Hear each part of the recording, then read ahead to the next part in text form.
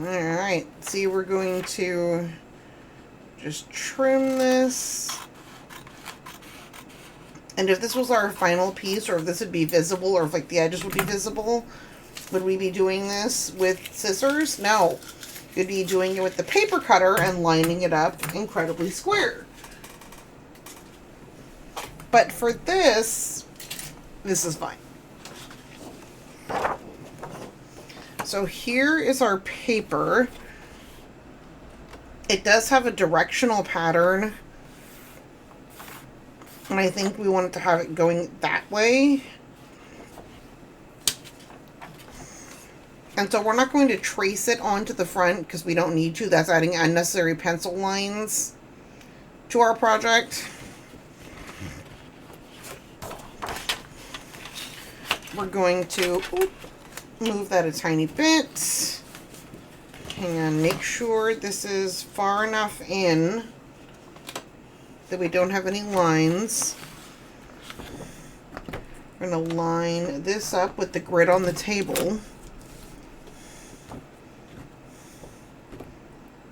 And then we don't need to necessarily line this up with a particular part of the project. We just want to make sure it's square with the other stuff.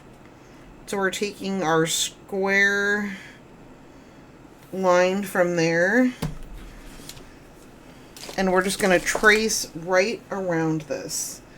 And seriously, how many times during one stream can we lose the white ruler?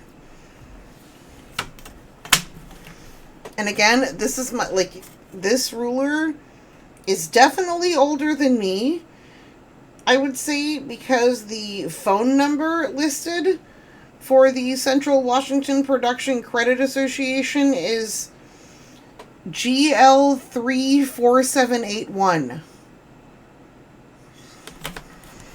But seriously, why replace something if it's still fine? I have no, like, this ruler, yes, it is very old, and it still works awesome as a ruler. Its function has not been diminished by its age.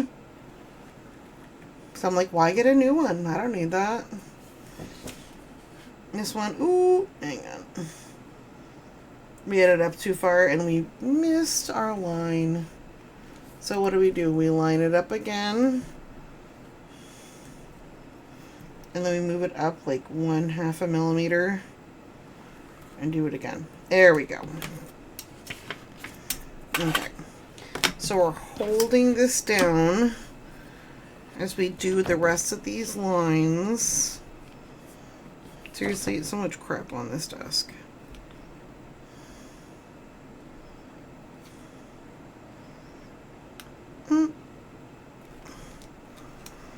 And then we are going to cut this one out on the paper cutter once we do these lines. And so, gosh, wrench and toasters. We will basically re-square this, because when we did this, yes, we made the lines with a ruler, but then afterward, we just cut them out with, like, the world's oldest scissors. So it's totally possible that even if it was square at the beginning, even if that was the idea, that it might have gone non-square by now. Okay, so this is the size for our paper mat. This is us looking at it from the back.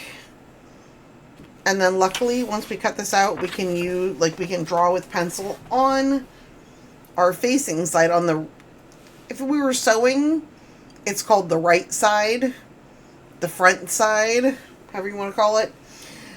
And so we'll trace the circle onto the right side of the paper very, very lightly, just enough to serve as a guideline so it won't poke out.